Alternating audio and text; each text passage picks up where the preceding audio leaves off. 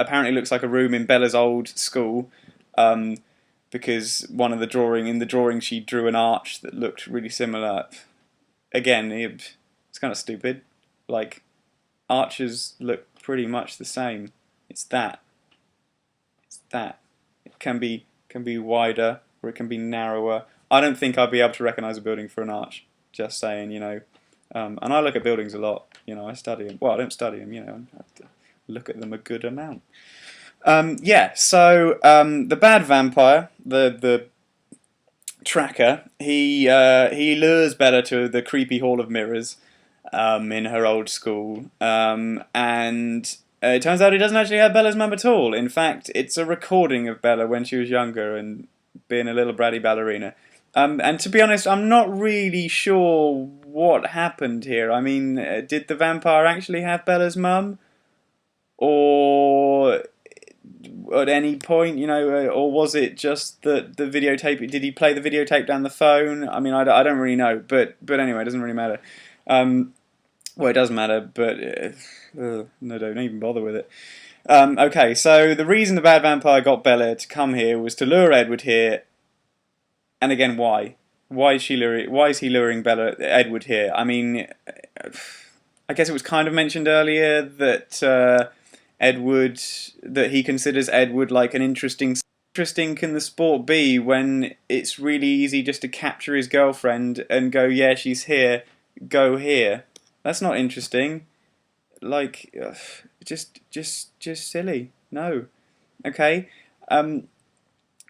And plus, as well, it states later on when they're having the fight that he isn't the strongest vampire, and not that the guy fighting, not that the evil vampire is the strongest vampire, but he's saying that he isn't the strongest vampire he could fight. So why does he want to fight Edward? Why has he gone to all this effort of kidnapping Bella, not eating her, and then using it to lure Edward in when he's actually not that big of a deal? I mean, I don't get it. Okay, it's just weird. So Edward shows up, obviously, to come and rescue Bella, and the two vampires have a little fight, and the bad one is literally torn to pieces and chucked on a big fire, because apparently that's the only way you can deal with them. And I was kind of thinking here, gee, you know, I really hope nobody notices the giant charred mess that's going to be right in the middle of this dance studio, you know? Yeah, the superintendent's going to be pissed. Right. Yeah, so, never mind. Right, Edward now has to choose whether to let Bella become a vampire or to suck out the vampire's venom and stop himself before she dies. Because sorry, I didn't mention, the evil vampire comes down, bites Bella on the arm, and gets dragged away before he can sort of finish off drinking from her, but injects venom into her. I don't know whether, like, sort of injecting venom is just a natural thing that happens when they bite. Because I would have thought that he wouldn't consciously want to change her into a vampire. Unless, I don't know, maybe it's part of his master plan? No, that doesn't make any sense. No, that's bullshit. Unless he really fancies Bella. No, that doesn't make any sense either. Oh, God, fuck's sake.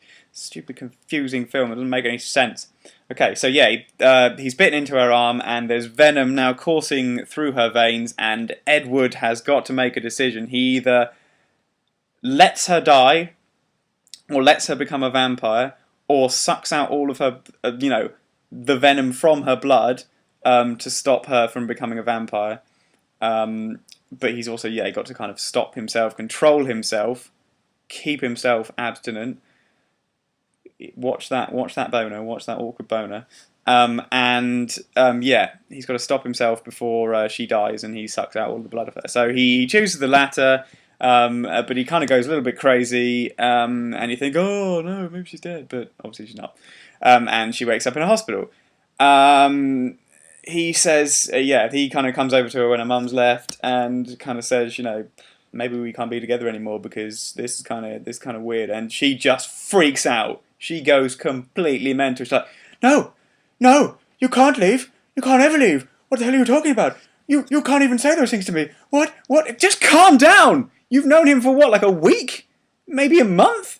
It's not enough. It's just, I remember a joke in Family Guy where Quagmire meets this really weird woman who's like, if you leave, then I'd have to cut myself, and then I'd cut you. And he's like, oh great, I love you, strange woman. I'm having second thoughts about. And that's exactly this. That's exactly this. In fact, I should try and put the clip on this. I probably won't be able to, but yeah, that clip exhibits exactly what it is. She's gone all basic instinct. She's gone mental.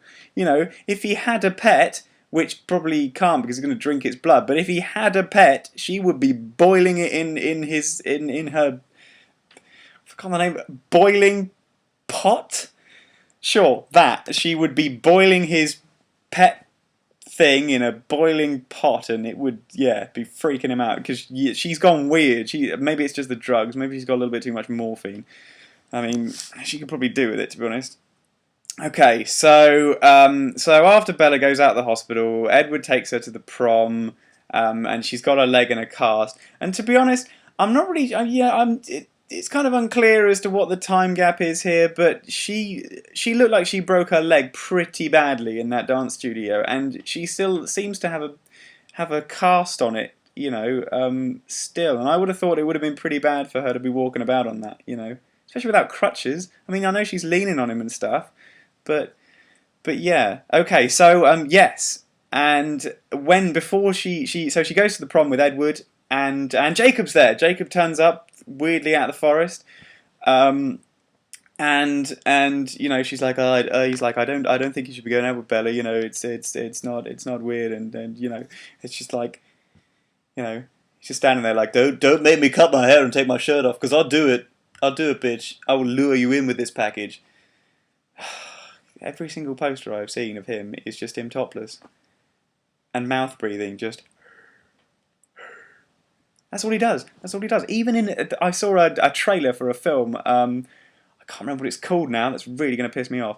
But yes, in this latest film that he has been in, find out what it's called, every single poster, every single trailer as well, he's just like...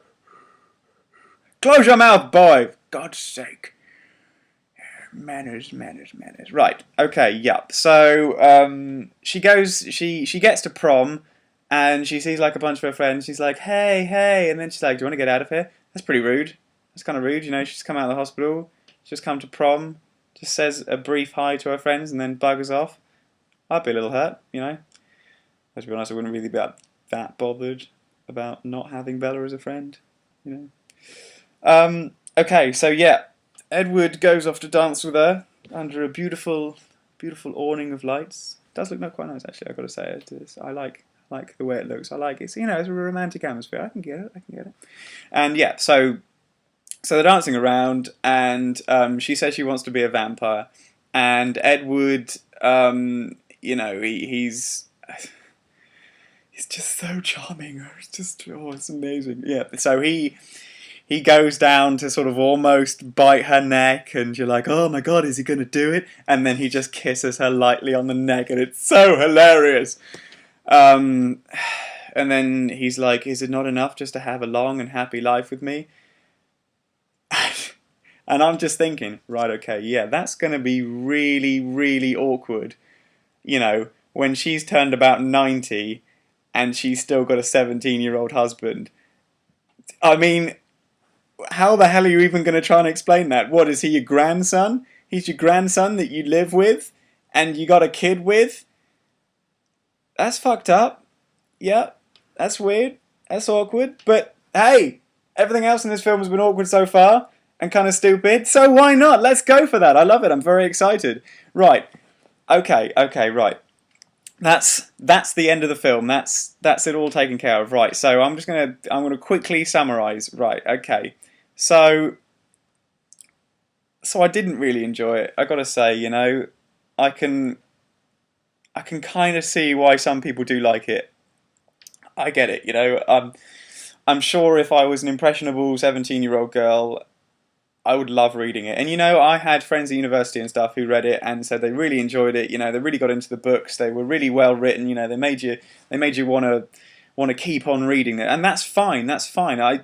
It's great that girls want to start reading, and it's great that girls are interested in vampires and anything kind of gothic like that. But I mean, go for the good vampire stuff, you know? Not this. This isn't vampires. Edward isn't a vampire. He's a speedy snowman who's really strong. He's not a vampire. You know, vampires get stakes through the heart. They, you know, use their weird shadows to like teleport into rooms, and it's all creepy. And I know he does that thing by getting into a room, but that's not the same thing. You know, watching somebody sleep and then sort of like, I don't know, is he masturbating over her? I don't know. I don't know. I don't even want to think about it. You know, but it's not what being a vampire is. Okay. But yeah, the main problem I have, like I said it before, it's the characters. You know, everything is so awkward and intense.